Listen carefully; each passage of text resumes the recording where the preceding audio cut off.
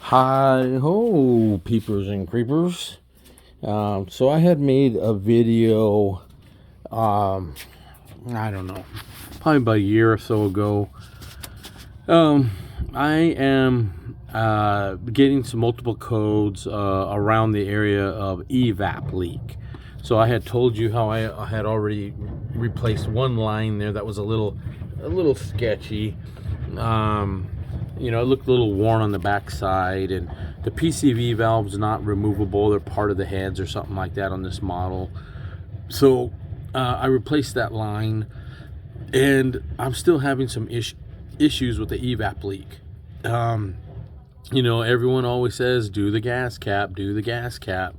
So I'm on my third gas cap. First one I bought from eBay. It was like $5, and it seemed like it was going to do the job, but no dice, it didn't. So then I bought one off of Amazon. I thought that was going to do the job. It didn't do the job. So I broke down and bought a dealer one and put it on, and I'm still getting a check gas cap code or error in the DIC. What I notice is when I fuel the truck up, I get a heavy smell of gas in the area of the oil filler. So my first thought was charcoal canister, vent lines, and all that kind of good stuff. I'm like, man, I don't know that I want to be messing with all that stuff. So when the gas goes down to about 3/4 of a tank or maybe half a tank, and I reset the code that I get, the code won't come on for maybe about a week or so until I start getting low on gas, and then it might come up again and say check gas cap, and then it'll throw another check engine light. What I just noticed recently is when I filled up, that check engine light came on immediately. So I'm thinking evap system leak, So I did another scan today. Here we go. Let's scan this bad boy out. All right. Okay. So I was getting a P0455. So let's check it out. Let's see. What are we going to do here? Come on. You can read it. That's taking a while. Come on. Boom, there it is. So P0455, and I got a second one as well. It's just so it can be a fairly generic code, just meaning that your evap system has a leak on it, and it could be anything, dude. Like I got a big old list from O'Reilly's one time of all this shit to do. I was gonna start with lines, and so that's why I did that one line I showed you. I did that, and I'm still having the same issue. Now, there is an item, I should have pulled it apart. There's a purge valve that's right under here. I've replaced that multiple times. I keep buying the part from O'Reilly's, and that could be an issue too. I should show you that. But I ordered one from the dealer. It was like $70. At O'Reilly's, it was like 15.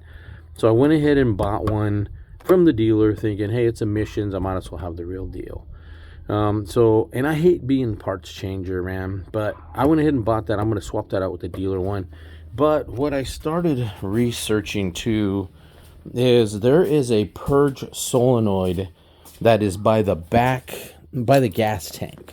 And I remember seeing it before when I crawled under there. And so I figured, maybe the purge solenoid is acting up. So this is a Chilton's manual, and you can see the purge solenoid right here. So it is by the gas tank. Depending on your model, it could be in certain areas. Mine ended up being on the passenger side, where some of them will say they're on the driver's side. So this allows the tank to kind of vent or not vent, is what I'm assuming, probably dependent on the pressure in your tank. So I was wondering, is this valve stuck open? So I'm getting that gas smell whenever I pump gas. So, I said, well, I'm going to go ahead and do the purge valve.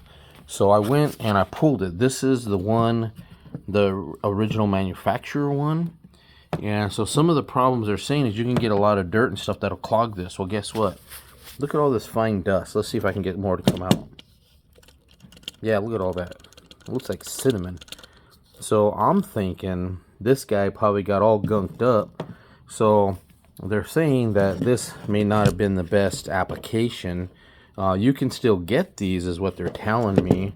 But when I went to the dealer, they gave me this part right here. Genuine GM parts, right? So what's the actual number on this bad boy? You tell me. There's a bunch of them. I'm thinking it's that number.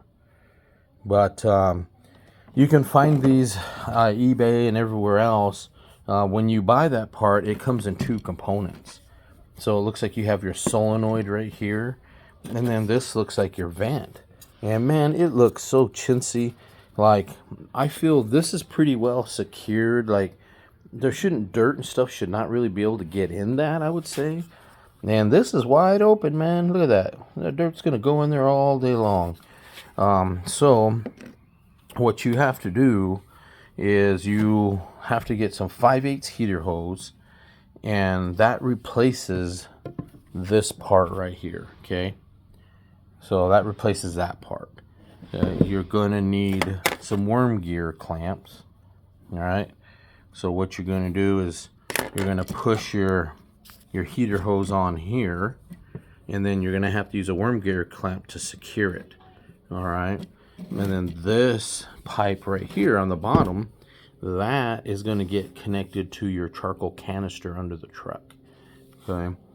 I kind of like these, this hard tube, like that's not going to deteriorate, but I guess they could crack and all that, but I'm thinking my problem's in here.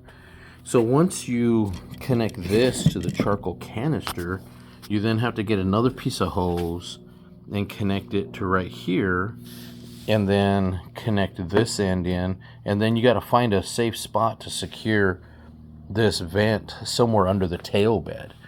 So where I'm looking, I'm like, dude, that's going to get hit by mud all day long. So apparently this is the better way to go, this little guy and this. So when I pulled this off, I got the heavy smell of gas coming out of there. So I am thinking I might have a problem with this guy, but I'm thinking my charcoal canister is probably not good. So what is the life expectancy of a charcoal canister? Has anybody ever really replaced one of those in any vehicle? Did they ever own a vehicle that long that they would need it? I found some information online about that, and it said 7 years is when your charcoal canister could go out. I was reading the manual here for my truck, and it's telling me the charcoal canister should last the lifetime of the truck. So what is the lifetime of the truck? I've been told that the Sierra is only supposed to last you to 150,000 miles or so. I'm at 266,000 miles on this bad boy. So, it's 20 years old. I feel like a charcoal canister would go out by then. So when I disconnected that solenoid and all that, man, I got the heavy smell of gas coming out of that sucker. So I'm thinking my charcoal canister may not be any good, or cracked or leaking or something. But in the interest of trying not to be a parts changer, dude, I am going to do this solenoid first and then see how she does. And then I'll do the purge valve on top of the block. And then after that, I'll go for the charcoal canister. But I don't have any drivability issues, she's driving good, my gas mileage, I think it'll take 24 gallons of gas, and I get 440 miles off of 1 tank of gas in the truck. So I'm pretty happy with that. So I'm going to go ahead and do this install. I don't know, maybe I'll do a second video to show you how I installed it in my truck. But it looks like there's going to be a little bit of cussing and monkey business going on under that truck. So I will try to maybe send you another video on what it looks like after I installed it. So take it easy and keep your peeping and creeping up.